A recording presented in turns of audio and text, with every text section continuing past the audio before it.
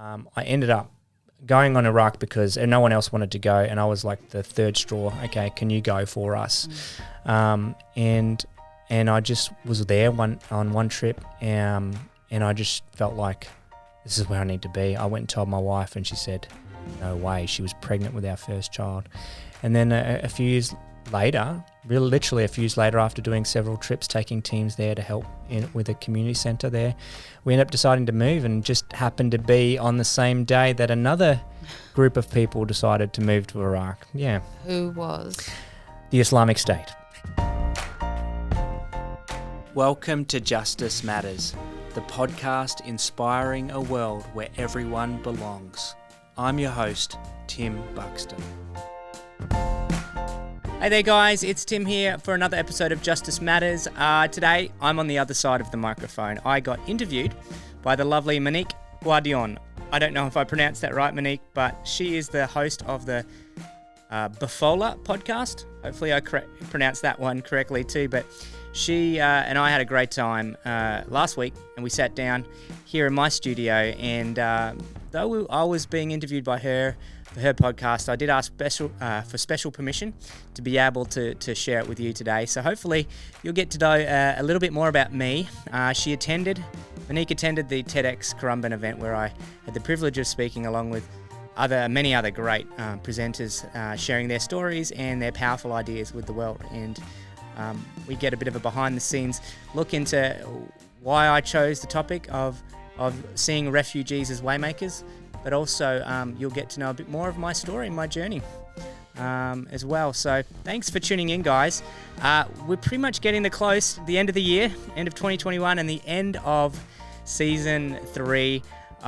We've got one more episode for you, a special episode that I won't spoil you about, but I just recorded it yesterday, and we've got one more episode before we round out the year, guys. I hope you're having a wonderful time. I know the world is kind of reeling again with all that's going on with Omicron and, just craziness everywhere you go. Just keep well, guys, and keep looking out for your neighbours, those around you that are struggling. Together, we all look out for each other. I know that we can continue to make this world a more beautiful and more just world for us all to live in. Thanks again. Enjoy this episode with yours truly and the wonderful Monique Gaudion. Welcome everybody to the Boffola Podcast. It's so wonderful to have you back. And I've got the wonderful Tim Buxton here today. How you doing, Tim? Lovely, Monique. Thank you so much for joining me in this lovely abode we have. Yes, so I'm actually in a proper podcasting studio, which is the first ever. Yes, hello. There's cameras, there's everything. It's pretty exciting. A little intimidated by the big mic, but that's okay. So, Tim, I met you at the Tedx Currumbin.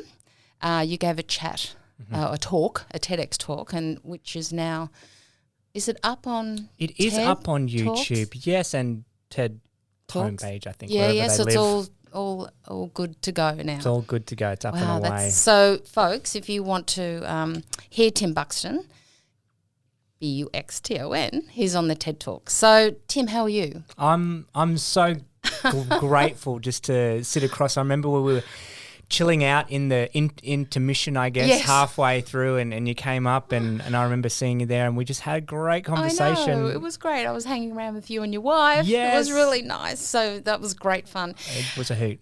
Now, Tim, I've told you a little bit about this podcast, that it's really just an opportunity for people to share a story. Now, I have heard you talk about some of the events that happened for you, which was precipitated your business, or what do you call it? Not-for-profit charity. Maybe we could start off with that and then Sure. just see where we go. Yeah, I would say the charity that we started, Yep. I'd like to call a social impact organisation, because charity sometimes sounds very like I'm just pitying you, and that's certainly not my vision of charity, and I certainly don't want to make a loss, so non-profit just sounds terrible too.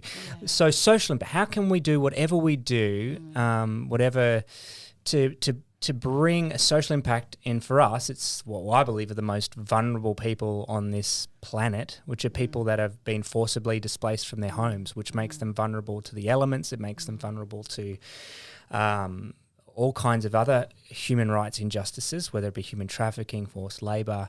It really is the root cause for so many other forms of injustices. So for me, it's like I want to make sure people that are displaced feel like they belong, and hence the word for the charity that we came up with, our organisation, is You Belong. Yeah, which is beautiful. It's simple and it's a crisis, actually, isn't it, in the world today? I mean, it's been like that for quite a while. I know when I've travelled overseas, I've seen lots of refugees, selling Eiffel Towers in Paris and beads in Greece and stuff like that. But it's just got worse and worse over the years, hasn't it? Well, I think it has. I mean, since World War II, there's now 80 million. It's the most since World War II displaced. 80 million people, and 40% are children. So I could throw out statistics to you. Yeah, so 40% are under the age of 18.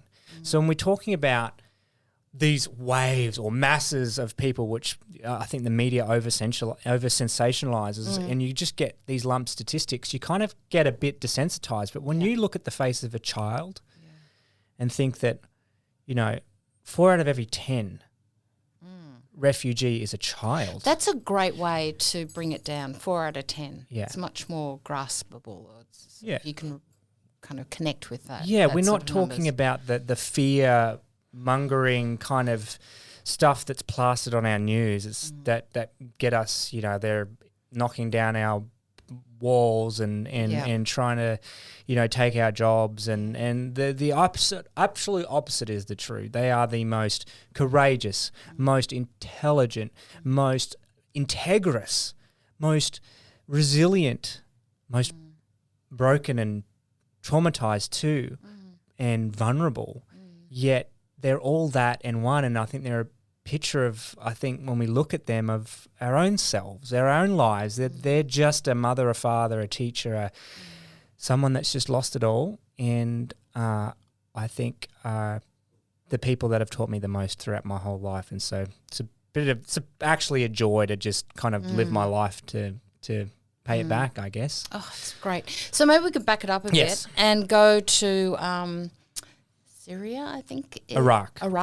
Can we swing back to that? Yes. And then that can bring us forward as to why you're doing what you're doing now. Can I go before Iraq? Yeah. Is that all right? Please. Yeah. I was saying this before. I was born in Indonesia.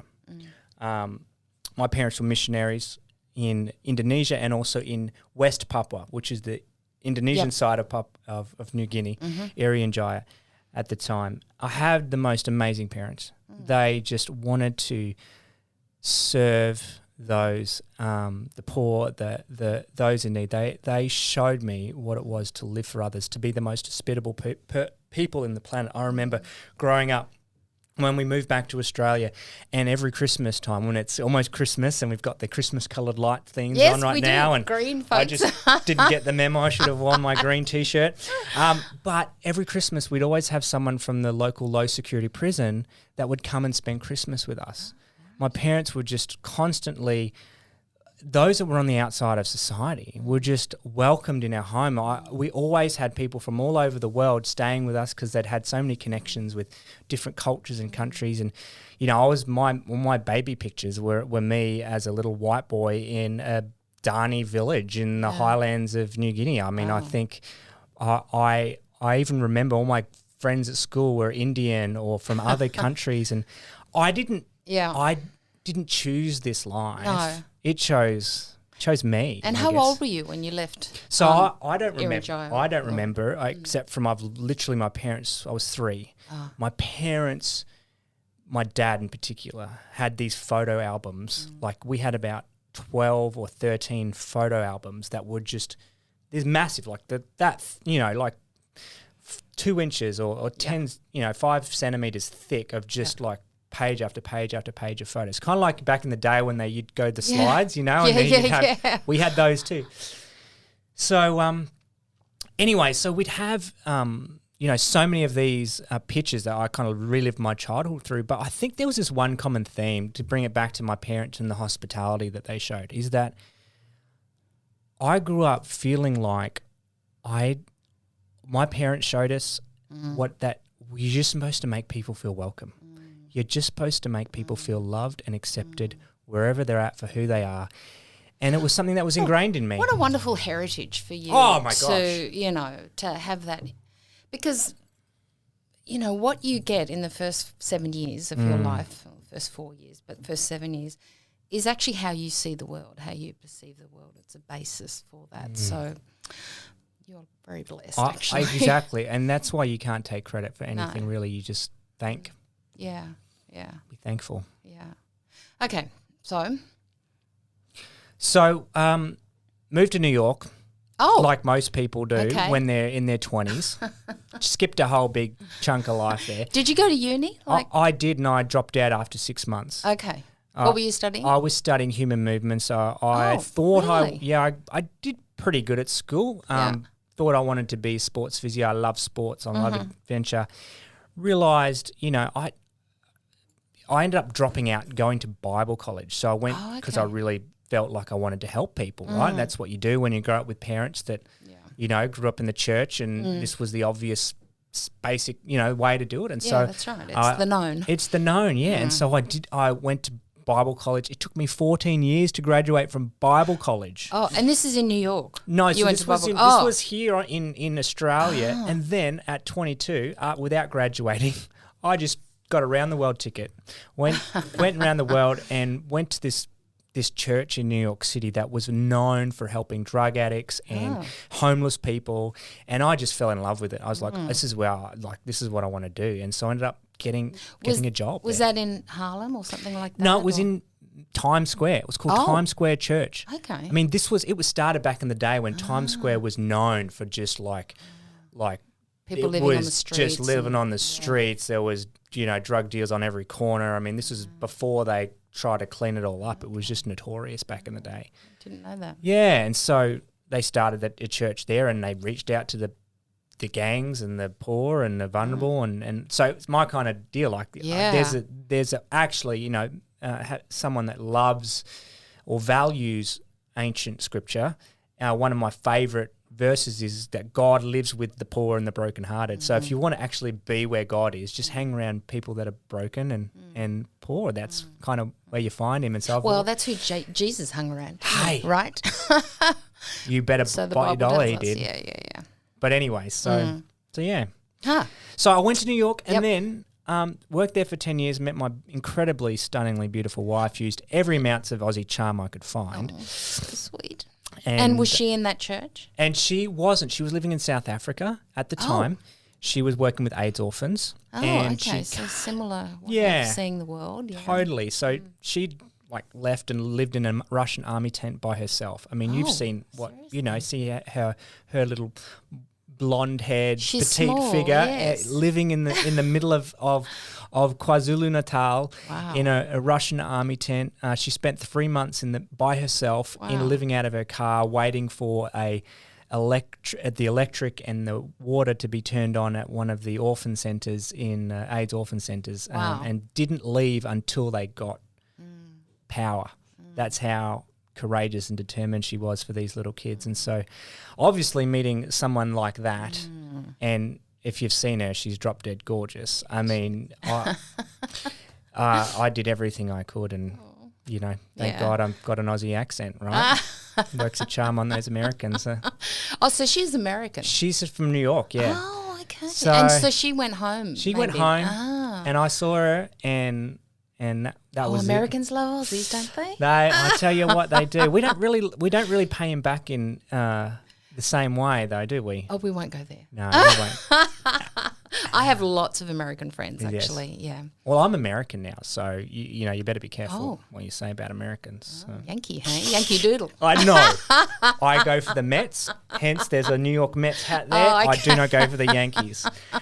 Now it's time to take a moment to thank those who make this podcast possible, not only our wonderful patrons, but Jared Bell from Walk a Mile Media, who produces the show. Thank you so much. And now here's an advert from our sponsor, Freedom Broadband. Let me tell you about one of our partners, Freedom Broadband. They're an incredible profit-for-purpose business. Freedom Broadband is your all-in-one internet and telephone service provider, whether it's for your business or your home. Now, their internet connection and speeds are simply amazing, and they're in another league when it comes to the quality of their customer service. But here's what really sets them apart. When you switch to any of their services, they'll donate $5 every month to a non-profit cause of your choice. As the founder of You Belong, an Australian-based non-profit charity, one of the greatest challenges we face is fundraising, and I think I can speak for almost all leaders in the non-profit world when I say that being able to have a residual income coming into your accounts to support your work is a dream come true. And like most non-profits, our work is dependent on the generous support of individuals and groups that share our passion to empower refugees to integrate and thrive here in Australia. But what that means is that we spend more time and energy looking for ways to raise support, and what I'd desperately love to be doing is spending that time and our limited resources developing and growing the many successful programs that we run. But here's where our friends at Freedom Broadband come in. You see, a few months back, I was on a 4G wireless connection at home through one of the largest phone and internet companies here in Australia. And each month I was nervous about going over our usage, getting a nasty bill at the end. And I was working on a lot of the podcasting and videos at home, and the speeds I was getting were just painfully debilitating. And I finally decided to give Freedom Broadband a call. And within 2 minutes, I was on the call with Graham completing my application, and within a week I had completely switched over to their $79 a month unlimited plan, and I can tell you firsthand the service has been phenomenal, and I have a direct line to their customer service team whenever I have a question or need assistance. And now the studio and office where I work has switched over to Freedom Broadband as well. We're on their business plan and we haven't looked back. And how cool is this? Little by little, connection by connection, Aussie-owned and locally run Freedom Broadband is now actively supporting the great work of non-profits in communities all around Australia. Simply by switching your internet to Freedom Broadband, you can help transform the lives of those less fortunate. And that's why I love these guys.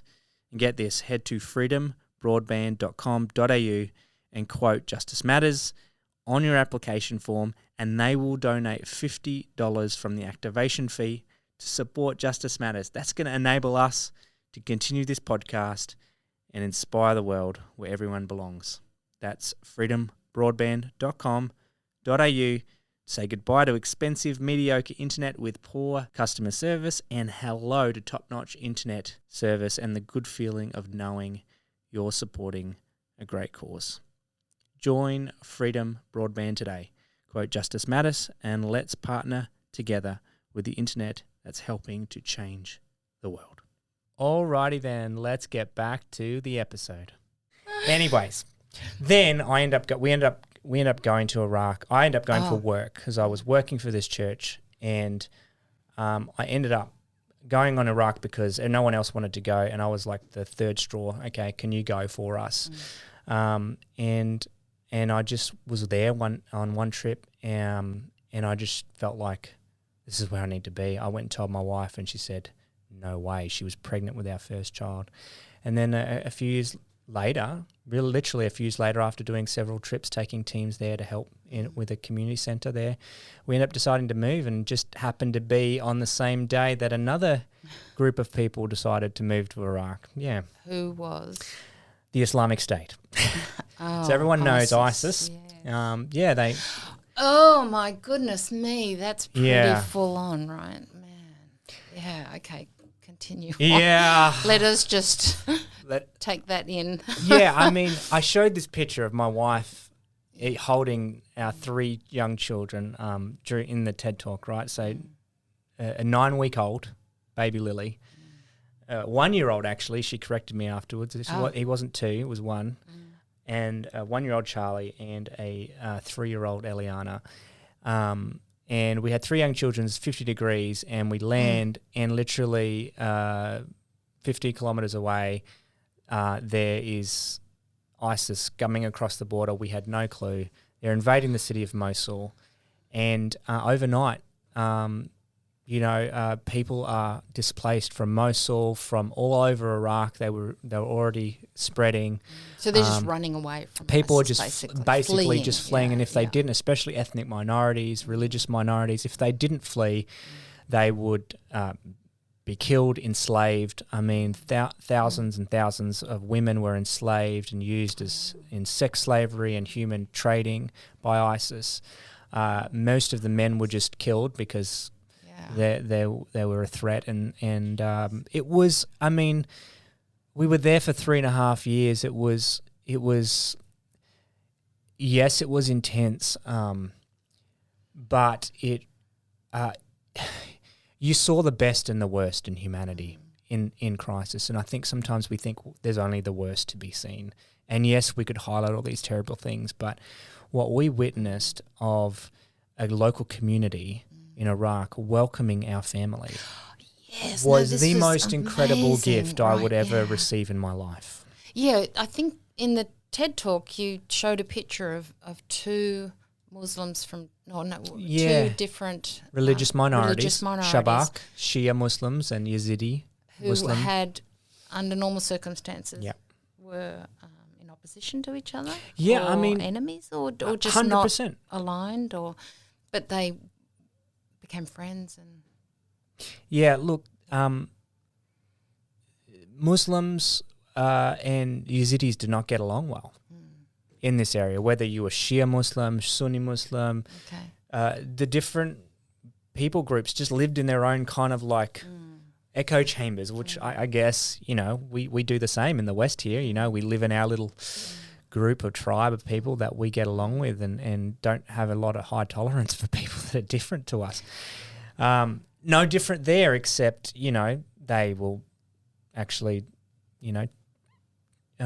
wage war in some circumstances. And so... Well, it's a different culture. It's a different culture. So... And let's just be honest, ISIS was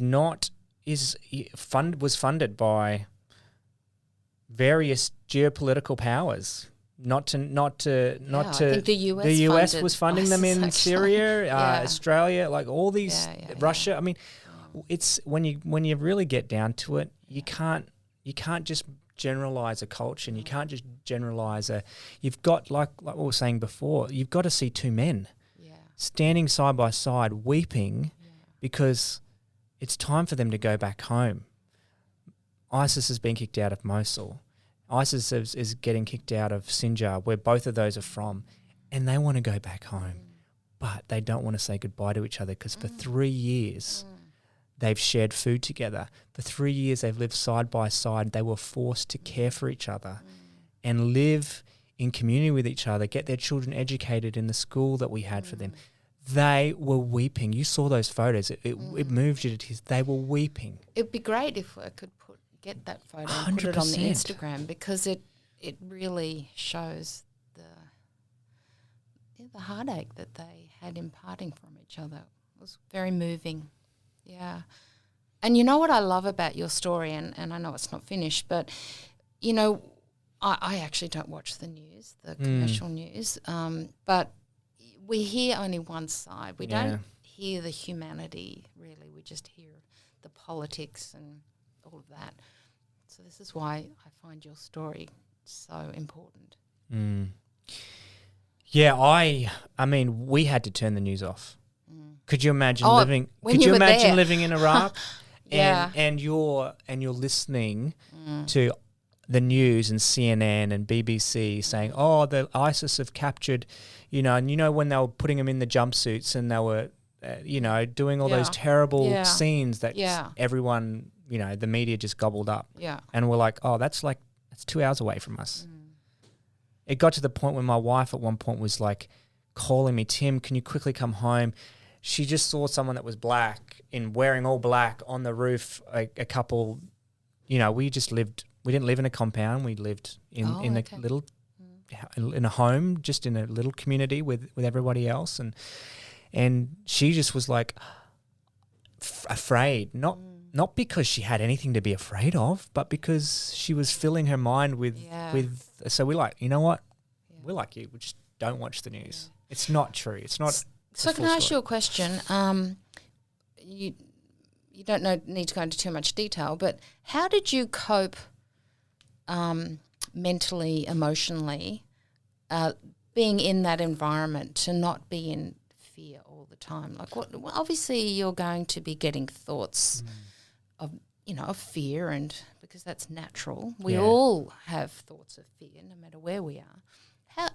I know you're a Christian, right? Yeah. So I don't know if you want to share how you personally coped with that. If that's something you want to share. Well, you brought up Christian, and I would say this. I'd say I believe that God is love. That's what I believe, right? And you could point to a Bible verse that says it, but regardless, to me, the essence of God is love. Perfect love casts out fear, right? And love is something that I believe can only be truly transmitted relationally. It's a give and a take. It's an internal give and take too. You know, it's love your neighbours, you love yourself. Now, when we lived in this town, these beautiful people, the people of Saran, loved us.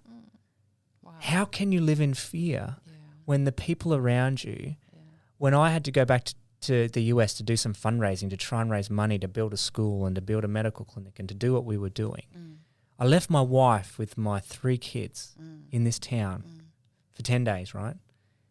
I went to try and, get the support we needed. Do you know, we didn't have to send an email out, can you deliver meals to my wife, or can we put on a WhatsApp group? Every single day, meals were brought over from our neighbours. Every single day, the young women in our neighbours came over to help Sarah look after the children. Didn't have to ask. It was their obligation, their duty, their love, their joy. You're a guest in our town. And if they can treat us like that, who they could be very suspicious of, you're American or Australian, what are you doing here? Are you with the government? Are you trying to religiously convert us to your religion? Like, what other agenda are you really here for? But no, they chose to just accept us and love us and believe the best in us.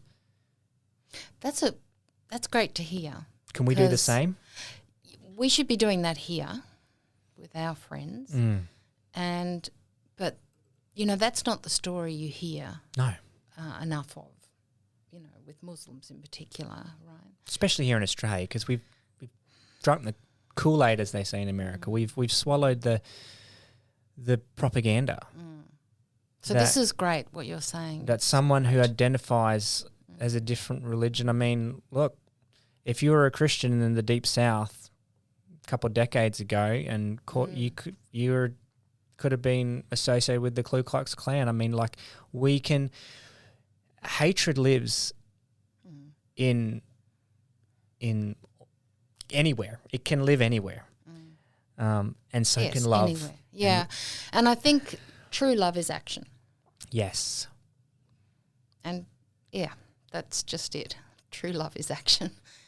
And we received it.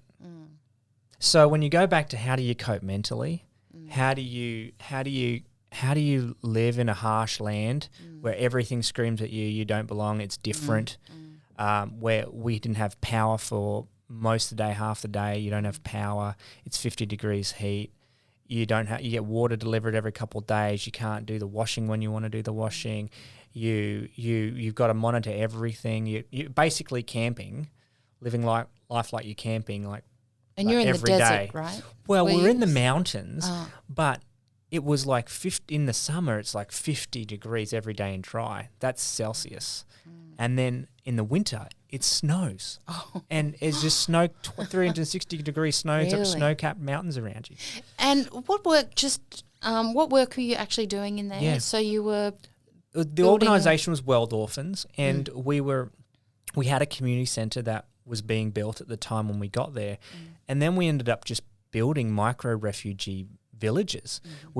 These families were just fleeing, and they would flee in like groups of 20, 30 families. You know, their uncles and aunties and their brothers and their sisters, their neighbours were all relatives. And so they would just kind of flee in these groups of about 100 or 120 people. Yeah. So instead of getting caught into like a 20,000 person refugee camp, they were making our way to our region, and with we didn't think, but we consulted with the local mayor and the government, and we kept them in these like groups of families, and they cared for themselves. You know, they didn't need security. They didn't need, if one person got a job, they'd share it with everybody else. There wasn't this competition that happens in the larger camps. And so it was just like this perfect number of people that were related that naturally cared and had the dignity to be able to do that. We built for them their own bathrooms and their own kitchens so that they didn't feel like they were in some prison, going to some, like being depending on everyone and everything for everything. So, yeah. So you eventually left after 3.5 years. Yeah. Did those, you don't call them camps, do you? Did you call them micro-villages. Micro-villages, did they continued on, or did they go back to where they came from? So the people that occupied at the time, almost all of them have gone back to their homes. However, the Syrian war and civil war is still going on, and there's other Syrian families that have been displaced for 10, 15 years that have since then moved in to occupy, and because they're still unable to go back into parts of Syria that are still, Afrin and so many parts of. So the facilities you put in place are being used. Oh yeah, they're still being used. Okay. There's a school that's still being used. There's a medical clinic, which is a mini hospital really, that's being not only used for these families, but is serving the local community as well. So that organisation you worked for, are they still running that? Yeah. So World Orphans still operates World there. Orphans. Yeah. And so you left. Yes. You came to Australia. Is that correct? Yes, we did come to Australia. We went via New York and spent a few months there, nice. and then just kind of like plonked here. I didn't know what I was going to do. Are you a Queensland boy? Most of my life is. I mean, I know in you Australia were overseas, is definitely but Queen. when you come back here, I'm a Maroon. I'm a you're a Queenslander. Yeah. We won't hold that against you. No, it's actually I'm a Queenslander There too. you So go. yeah, I'm not really into football. No, neither am I. I don't like rugby. No, they hurt each other. I'm really kind of, I find the violence really difficult. But that's me. I'm just a softie. Anyway, so you came back, and did you immediately start up youbelong.org? Within a few months. Yeah. I mean, I was Uber driving. Huh. I was like, we kind of had a pretty quick exit. We had 12 hours. I shared with you our exit when we first got there, our kind of evacuation that we had to do. Well, we had to leave again. And it was we had 24 hours to make up our mind whether we're going to stay. Is that because ISIS were coming towards you? like, ISIS what was the defeated, reason? but the region we were living in decided to have a referendum and break away from Iraq. The Kurdish region wanted to break away from Iraq, so it's a northern part of Iraq. And as you could tell, Baghdad and the southern part of Iraq were like, you ain't going to break away. Yeah. And then the Kurds living in Iran, if they broke away and formed their own country, the Kurds living in Iran would want to break away and form their own Kurdish country, and the Kurds in Syria would want to do the same, and the Kurds in Turkey would want to do the same. So the Kurdish people are like anywhere from 30 to 40 million people in the world. They don't have a country of their own. And so they've wanted independence. And so this group in northern Iraq said, let's have our independence. Now's the time. They voted in favour of it, and then overnight, Iran, Iraq, Syria and Turkey, who surround them, closed all the borders. They said, you've got 3 days and we're shutting down the airport. My wife was pregnant with number 4, and the families were already moving back to their homes, and we're like, you know what? I think we should go home. We're going to go home to have the baby. I think we should just go home now. And we did, and my wife and children have never since returned. I've gone back. Oh, have you? Once, but it was a pretty traumatic. We just left everything. and we dropped it all and landed in Australia. And how many hours? Like what sort of time literally frame? 12 hours to pack everything up. So that's pretty. When we made the decision. Well. But life's like that. Life's sometimes. like that. You've got to go. You've just got to make a You decision. don't know. And just trust, really. Yeah. And letting go, that's one of the trickiest things in life is letting go. Letting go of perceived the future, letting go of the past, letting go of the present. And, it's letting go is a skill. I like that you say that because at the time it felt like I was giving up. Yeah. And I think the stubbornness, it was actually my wife. Are you going to make me cry? Oh.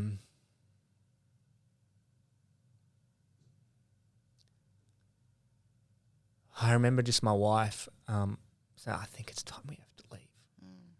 I'm a stubborn person. I'm like really, I'm pretty got a lot of determination, and I knew it was time. And she just looked at me. She said, Tim, I'll never forget this. She said, whatever you do, I know you're going to do so good. I am so proud of you. At the moment when I felt like we were losing everything that we had built, our life, our friends, we didn't have time to even say a proper goodbye to people who were our closest friends in our whole entire life. But for her to just look at me with such loving confidence and say, I believe in you, and whatever you do, you always do a good job at,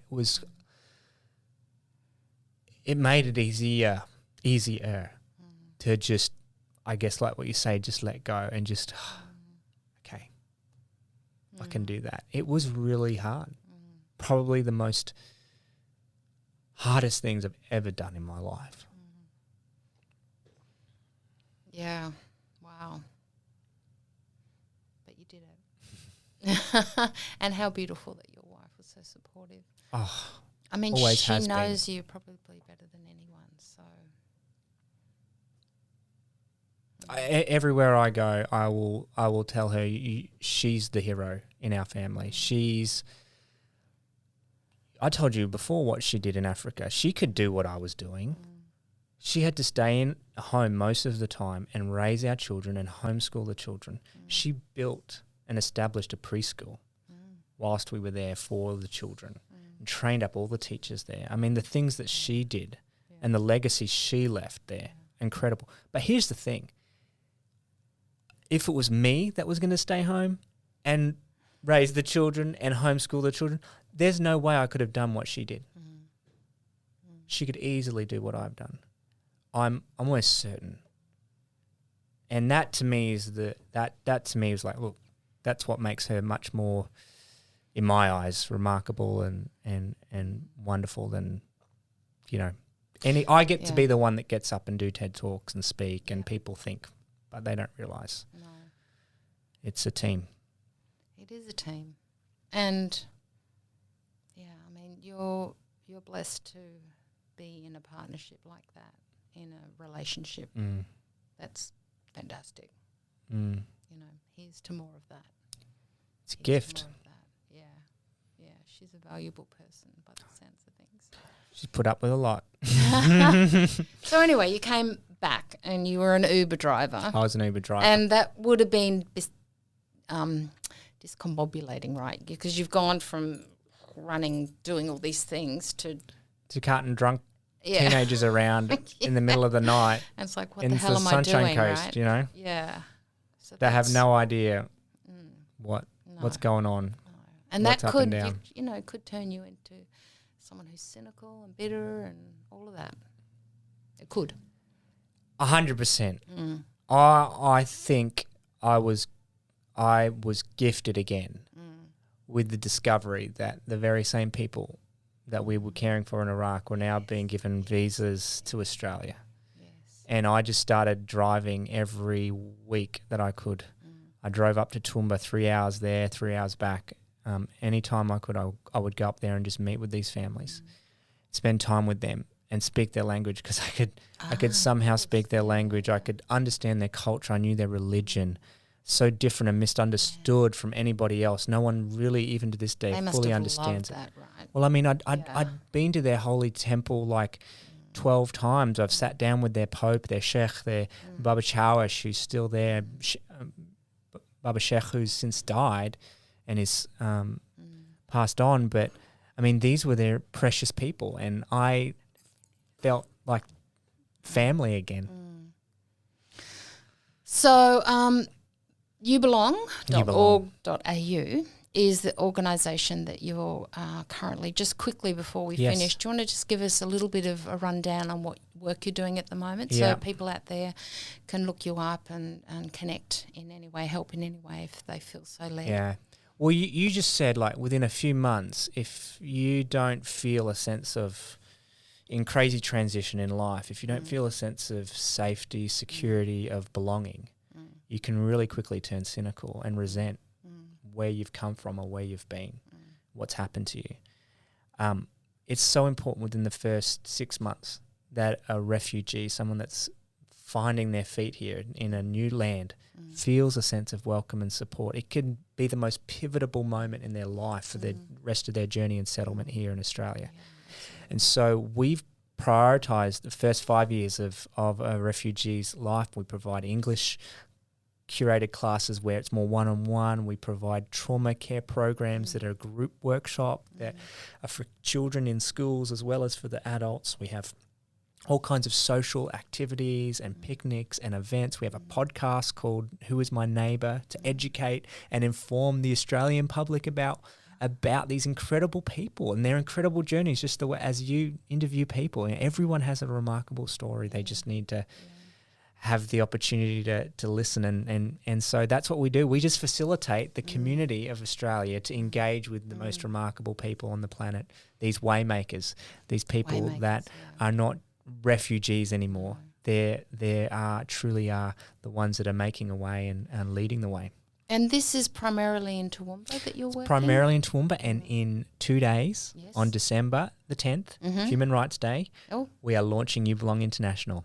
Oh, yay! Isn't that amazing? That's fantastic. I'm going to be in. Wow. I'm going to be in the US in January. Yeah. We've launched our US office, You Belong, in the USA, and so I'm going to be spending some time meeting with partners and hopefully going to the Middle East and Europe to start work on some projects in Greece, in Turkey, in Israel and Palestine, and we are just so excited. Wow. So that's jump great. on board and read more about what we're doing. It's really exciting. Yeah, so I'm going to provide a link in the notes in the podcast, so if you make sure that you give that to me. Unfortunately, we've run out of time. I know. I can talk. I'm sorry. No, it's great. I have so appreciated what you're doing, but also making yourself available. Love it. For the Boffola Podcast. So everyone, yahoo! Thank you, podcast listeners. I just so appreciate you checking in and listening to Tim and myself jabber on and just have a wonderful time here and go well, live in peace, live in joy. Ciao. Thanks for listening to this episode of Justice Matters. I'd also like to shout out to the Patreon community that financially supports this podcast. Guys, thank you so much for your support. And you can join them simply by going to patreon.com/Justice Matters, where a simple donation of $5 a month, you can become part of the Patreon community and get access to behind the scenes content and extras that I share just with you. And lastly, there is another really important way that you can help support the podcast, and that's simply by rating it or leaving a review on Apple Podcasts or Spotify, maybe by subscribing on YouTube. Yes, we are a video podcast as well. Guys, thank you so much for listening in to this episode of Justice Matters. Please come again soon. I can't wait to share more episodes with you. Thank you so much. I'm your host, Tim Buxton. Thanks for listening.